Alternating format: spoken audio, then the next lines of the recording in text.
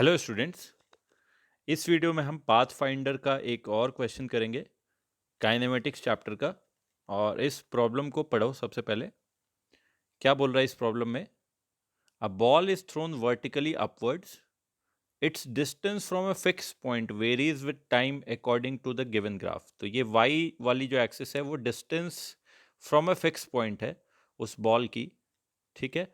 और ये वाली एक्सिस, इस पे टाइम दिखाया जा रहा है। तो पहले देखो कि टी इक्वल टू जीरो पे या इनिशियल जो है वो बॉल उस फिक्स पॉइंट से 6√5 मीटर के डिस्टेंस पे है। फिर वो डिस्टेंस उसकी बॉल के साथ कम होती जा रही है और मिनिमम कितनी हो रही है? 6 मीटर हो रही है। फिर वो डिस्टेंस बढ़ने लगी, 10 तक गई, और फिर उसके बाद वो कम होने लगी, फिर बढ़ी और इस तरह से चलती हुई चली गई। तो अब इस सिचुएशन को अगर एनालाइज करना है तो फिर से हम एक डायग्राम बनाते हैं और ढूंढते हैं कि वो एक्चुअल में पॉइंट होगा कहाँ पे, ठीक है। तो लेट अस से एक वर्टिकल लाइन इस तरह से ले लो जिस पे मोशन होना है, क्योंकि अपवर्ड डायरेक्शन में फेंका है तो स्ट्रेट लाइन में मोशन होगा। ये मान लो कि एक बॉल है यहाँ पे, लेट से यहाँ पे एक बॉल है और इस बॉल को जो है हमने ऊपर की तरफ फेंक दिया कुछ वेलोसिटी से, ठीक है। तो अब ये इस पाथ पे ऐसे ऊपर जाएगी, नीचे आएगी। t इक्वल टू जीरो पे पोजीशन हमने यहाँ पे मान ली कि t इक्वल टू जीरो पे इस बॉल की पोजीशन यहाँ पे जहाँ दिखाया गया है, ठीक है। और t इक्वल टू जीरो पे इस बॉल से कितनी डिस्टेंस पे है वो फिक्स पॉइंट? 6√5 मीटर पे। तो इस बॉल से 6√5 मीटर कहाँ पे हम जाएं? किधर भी जा सकते हैं, ऊपर नीचे राइट लेफ्ट इस तरह से। तो इस पॉइंट से 6√5 मीटर की डिस्टेंस पे एक पॉइंट हमें ढूंढना है। तो वो पॉइंट एक सर्कल पे हो सकता है, कहीं पे भी हो सकता है। एक ऐसी सर्कल बना लेते हैं जिसका सेंटर इस ये बॉल है, ठीक है। इस तरह से मान लो इसका सेंटर जो है ये बॉल है और इसकी रेडियस अगर 6√5 मीटर हो गई, अगर इसकी रेडियस 6√5 मीटर हो गई तो यहाँ पे कहीं पे भी मान लो इस बॉल को अगर यहाँ पे भी देखोगे तो भी देखो डिस्टेंस इनिशियल पॉइंट के साथ कितनी है? बॉल के साथ 6√5। यहाँ पे होता अगर ये पॉइंट तो भी ऐसा है। तो इसी सर्कल पे कहीं ना कहीं वो पॉइंट होगा। कहाँ पे होगा उसको थोड़ा सा और एनालाइज करना चालू करते हैं, ठीक है ना। अच्छा, ये देखो कि डिस्टेंस टाइम के साथ साथ क्या होती जा रही है? शुरू में घटती जा रही है। तो अगर मैं पॉइंट मान लो यहाँ पे मान लेता, ठीक है। तो बॉल के साथ बॉल जैसे जैसे ऊपर जा रही है अब उसकी डिस्टेंस देखो, बॉल के साथ ये वाली डिस्टेंस होने लग जाएगी ना, फिर ये वाली डिस्टेंस होने लग जाएगी ना। तो डिस्टेंस दिख रहा है बढ़ते जाएगी। इसका मतलब जो पॉइंट होगा हमारा फिक्स पॉइंट, वो इस बॉल के नीचे नहीं होगा। मतलब इस नीचे वाले हाफ ऑफ द सर्कल में यहाँ पे कहीं नहीं होगा, कहीं ऐसे ऊपर पे होगा। ऊपर में कहाँ पे होगा? मान लेते हैं कहीं यहाँ पे पॉइंट है। लेट से इस वाले पॉइंट पे मान लेते हैं कि हम बॉल है, ठीक है, इनिशियल। या इस वाले पॉइंट को हम बोल देते हैं कि दिस पॉइंट इज लेट से पॉइंट पी, ठीक है। इस पॉइंट को हमने बोल दिया कि पॉइंट पी है। और पॉइंट पी से बॉल की इनिशियल जो डिस्टेंस आ रही है, this distance is how much? 6√5 metre, ठीक है। जैसे जैसे देखो ऊपर जा रहा है बॉल, अब इस बॉल और पॉइंट के बीच की डिस्टेंस जो ये वाली हो गई, देखो कम होना चालू हुई, कम होना चालू हुई, कम होना चालू हुई। और दिख रहा है कि ये डिस्टेंस सबसे कम कब कितनी होती है? यहाँ पे 6 मीटर के बराबर। तो ये जो मिनिमम डिस्टेंस आएगी वो बेसिकली इस वाली लाइन और इस वाले पॉइंट के बीच की मिनिमम डिस्टेंस होगी, विच इज इक्वल टू जो परपेंडिकुलर की लेंथ है। अगर मैं पी पॉइंट से एक परपेंडिकुलर ड्रॉप कर दूं, इस तरह से, इस तरह से एक परपेंडिकुलर ड्रॉप कर देता हूं, तो length of this perpendicular is basically जो मिनिमम डिस्टेंस है। मतलब कि बॉल कहाँ पे पहुंच जाए, ये बॉल यहाँ से नीचे से चल के ऐसे ऐसे ऊपर आते आते आते आते यहाँ पे जब पहुंचेगी तो बॉल और पॉइंट के बीच की डिस्टेंस मिनिमम हो जाएगी। और ये वाली डिस्टेंस गिवन है already, minimum distance is 6 metre. तो हमें यहाँ से आ गया दिस डिस्टेंस इज 6 मीटर, ठीक है। ये बॉल और भी ऊपर जा रही है। कैसे पता लग रहा है कि ये डिस्टेंस देखो एक बार कम हुई, यहाँ पे मिनिमम पे पहुंची, फिर देखो डिस्टेंस बढ़ना चालू हुई। क्यों बढ़ना चालू हुई? क्योंकि बॉल इसके ऊपर जा रही है। अब जो है ये पॉइंट और बॉल के बीच की देखो डिस्टेंस फिर से बढ़ने लग गई।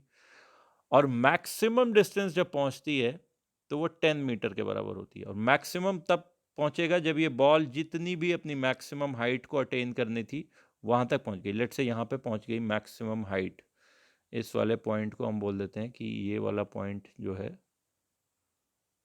ये वाला पॉइंट लेट से मैक्सिमम हाइट का पॉइंट है, ठीक है। और इस पोजीशन में जब होगी बॉल तो उस point P, fix point P और बॉल के बीच की डिस्टेंस जो है वो यहाँ पे कितनी आ रही है, 10 मीटर के बराबर आ रही है। देखो यहाँ से यहाँ तक बढ़ते हुए पहले बॉल को ऊपर फेंका तो डिस्टेंस पॉइंट P के साथ कम हो रहा है, इस वाले रीजन में आए। जब ये बॉल यहाँ पे पहुंची तो हम यहाँ पे हैं इस डायग्राम में, ग्राफ में। फिर उसके बाद बॉल और ऊपर जाती जा रही है तो फिर देखो डिस्टेंस उसके साथ बढ़ती जा रही है। जब बॉल अपने मैक्सिमम हाइट पे पहुंच गई, इस वाली पोजीशन पे हम आ गए, फिर ऊपर से वापस नीचे भी आएगी। तो जब नीचे आने लगेगी तो पॉइंट एंड बॉल के बीच की डिस्टेंस फिर से क्या होने लग जाएगी, कम। कम होते होते होते मिनिमम फिर से वहीं पे होगी। जब परपेंडिकुलर के फुट पे आ जाएगी बॉल तब मिनिमम डिस्टेंस अगेन 6, और फिर दूसरी साइड फिर ऐसे नीचे नीचे जाते चले जाएगी। और इनफैक्ट लास्ट में दिखाया कि 6√5 से भी ज़्यादा होती जा रही। क्यों होती जा रही, क्योंकि बॉल को जहाँ से फेंका है उससे भी नीचे चली जा रही है, तो चलती जाएगी वो डिस्टेंस, क्या होता जाएगा, बढ़ता जाएगा। तो अब यहाँ पे फिर से आ जाते हैं कि जब मैक्सिमम हाइट पे थी तब ये वाली पोजीशन थी, मतलब कि तब इस पॉइंट और बॉल के बीच की डिस्टेंस ये वाली जो है, this distance is equal to how much, 10 metre. तो इसको यहाँ पे ये मान लिया हमने कि 10 मीटर है। अब देखो राइट एंगल ट्रायंगल्स बन रहे हैं, यहाँ से अगर हम सॉल्व करना चाहें, let us say this distance is, let say this distance is x1, तो दिख रहा है this x1 will be equal to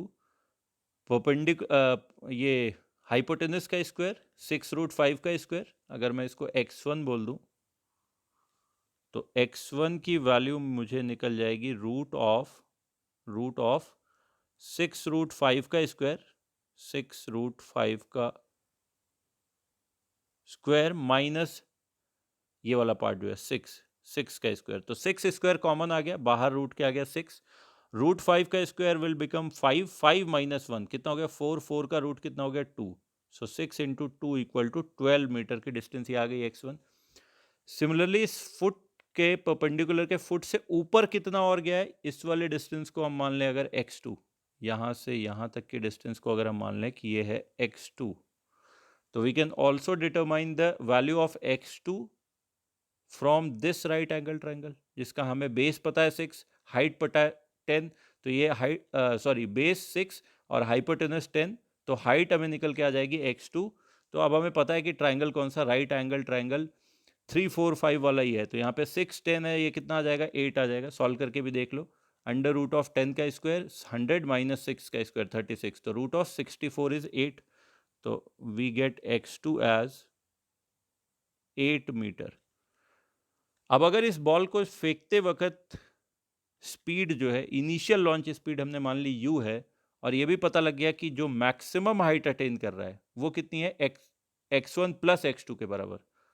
तो काइनेमेटिक्स से अब हम थर्ड इक्वेशन लगा दें, मैक्सिमम हाइट पे जब ये बॉल पहुंचेगी तो इस वाली पोजीशन में वेलोसिटी क्या होगी, जीरो। जहां से भी कोई भी पार्टिकल का डायरेक्शन ऑफ मोशन चेंज होता है उसकी वेलोसिटी जीरो ही होती है। तो थर्ड इक्वेशन लगाना है, फाइनल वेलोसिटी जीरो का square equal to initial velocity u का स्क्वायर माइनस, चूंकि एक्सेलरेशन डाउनवर्ड है, डिस्प्लेसमेंट ऊपर हो रहा है, तो -2 into acceleration due to gravity, जिसको 10 रख लेते हैं, -2g into maximum height attend which is x1 plus x2, 12 plus 8, 12 plus 8 ये आ गया। यहाँ से सॉल्व कर लिया तो u स्क्वायर की वैल्यू हो गई कितनी, 20 इंटू 20, सो 20 का square, that means initial launch speed u की वैल्यू आ गई 20 metre per second. So this is our answer. ठीक है, तो अगर ये क्वेश्चन अच्छा लगा हो आपको, सॉल्यूशन अच्छा लगा हो, और इस तरह के और भी प्रॉब्लम्स आप लोग चाहते हो कि मैं पोस्ट करता रहूं, तो इस वीडियो को लाइक करो। ठीक है, किसी तरह के कोई डाउट हो, कुछ और चीज़ पूछनी हो तो आप लोग कमेंट में लिखो, और अपने दोस्तों को शेयर भी करो जितना हो सके। Thank you.